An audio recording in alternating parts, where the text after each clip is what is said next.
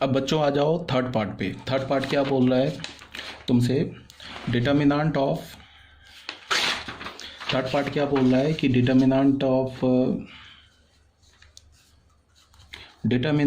Adjoint of 3a, इसका value तुमसे पूछ रहा है। ठीक है, फिर फॉर्मूला, बस प्रॉपर्टी तुम्हें याद है तो 1 सेकंड में आंसर आ जाएगा। अब इसमें हम लोग क्या करेंगे, ये देखो सबसे पहले कौन सा प्रॉपर्टी यूज़ हो रहा है, अभी बताया तुम्हें। एडजॉइंट ऑफ k इंटू ए क्या होता है, ये होता है ना k⁻n−1 इंटू एडजॉइंट ए। ये फॉर्मूला तो अभी बताया तुम्हें, ये प्रॉपर्टी बताई है ना मैंने तुम्हें, तो बस इसको यहाँ यूज़ कर लेना है। इसको तुम क्या लिख सकते हो, डिटर्मिनेंट लिखा, इसकी जगह इसके अंदर क्या लिख सकते हैं, के का काम क्या कर रहा है 3, ए का ऑर्डर क्या है, ये भी 3 है, तो 3 पे पावर 3-1, ठीक है, इंटू एडजॉइंट ए हो जाएगा इसका डिटर्मिनेंट। अब ये क्या हो गया, 3 पे पावर 3-1 2 इंटू एडजॉइंट ए। अब ए मैट्रिक्स का ऑर्डर क्या है, ये तो फिर किस फॉर्म का हो गया, के इंटू ए का डिटर्मिनेंट किसके इक्वल होता है, k⁻n इंटू डिटर्मिनेंट ए। तो ए का ऑर्डर क्या है, ए का ऑर्डर है 3, तो ये क्या हो जाएगा, ये तो 9 है, तो 9 पे पावर क्या हो जाएगा बताओ, ये 3 हो जाएगा into determinant of adjoint A.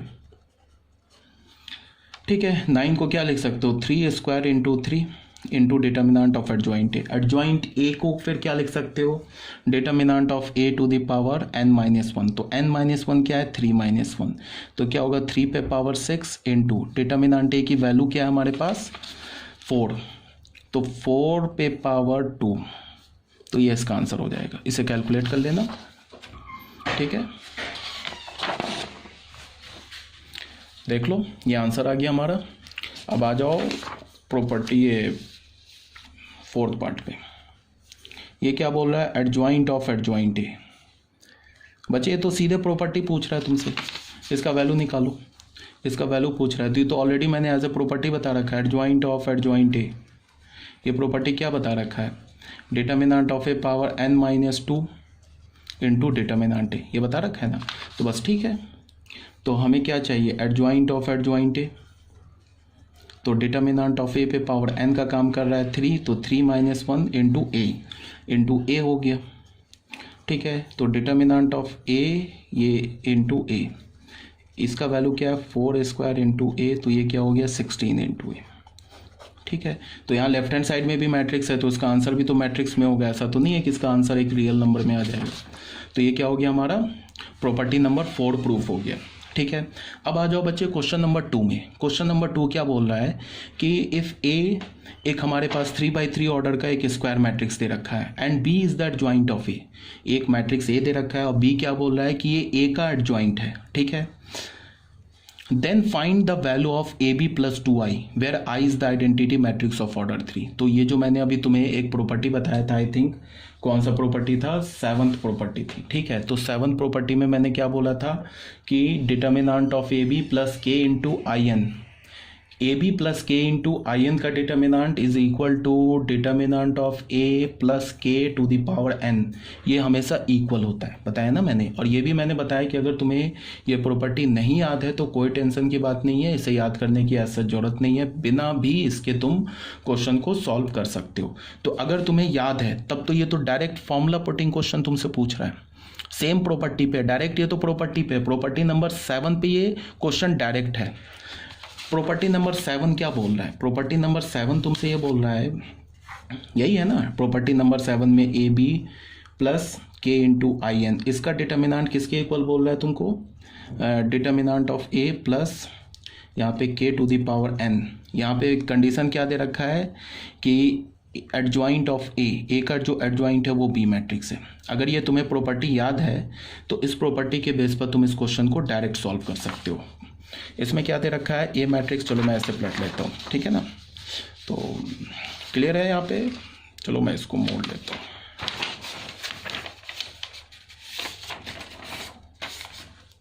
ठीक है, तो अब इसी प्रॉपर्टी पे बेस हमें ये क्वेश्चन करना है।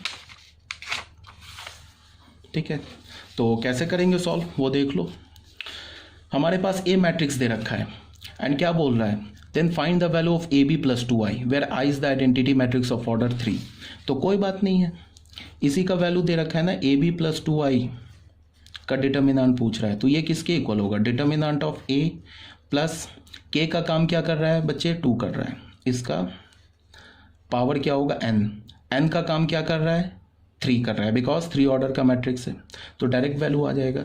अब ए का डिटर्मिनेंट निकाल लो। ए का डिटर्मिनेंट कैसे निकालोगे, उसके लिए तुम्हें करना क्या होगा, इसे तुम चाहो तो किसी भी रो या कॉलम के लॉन्ग एक्सपेंड कर लो, बेटर होगा कि तुम थर्ड रो के लॉन्ग एक्सपेंड करो, 1 0 तो खत्म हो जाएगा। तो डिटर्मिनेंट ऑफ ए कैसे निकालेंगे, मैंने इसको थर्ड रो के लॉन्ग एक्सपेंड किया, तो थर्ड रो के लॉन्ग एक्सपेंड किया तो पॉजिटिव नेगेटिव, ये पॉजिटिव हो जाएगा खत्म। उसके बाद ये नेगेटिव, तो ये हो जाएगा -1 को माइनस से करेंगे, चलो मैं लिख देता हूँ, ये -1 कर दिया। उसके बाद मैंने सेकेंड कॉलम और थर्ड रो को छोड़ दिया, तो क्या हमें मिला डिटर्मिनेंट 3 2 4 4, ठीक है।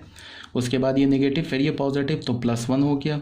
अब मैंने क्या किया कि ये थर्ड कॉलम को और थर्ड रो को छोड़ दिया, तो ये डिटर्मिनेंट हमें क्या मिला 3 2 -3 -3। तो इसका वैल्यू कैलकुलेट कर लेते हैं, ये क्या हो जाएगा 1 और ये क्या हो जाएगा 12 - 8 प्लस ये क्या हो जाएगा इसका डिटर्मिनेंट -9 -6 तो +6, तो 12 - 8 इज़ 4 एंड -6 -9 +6 इज़ -3, तो ये हो गया 1। कोई डाउट नहीं है, बस वैल्यू प्लग करो आंसर आ जाएगा। तो AB + 2I इसका डिटर्मिनेंट, इसका वैल्यू है, तो डिटर्मिनेंट ऑफ ए क्या मिला हमें 1 + 2 पे पावर 3, तो ये क्या हो गया 3 पे पावर 3, क्या मिल गया हमें 27। अगर तुम्हें रिजल्ट याद था तो हमारा एक ही स्टेप में आंसर आ गया, रिजल्ट नहीं याद होगा तो 1 2 स्टेप बढ़ जाएगा, बस यही है। तो ये मैंने मेथड 1 किया, यहाँ पे देखो बच्चे, यहाँ मैंने मेथड 1 किया।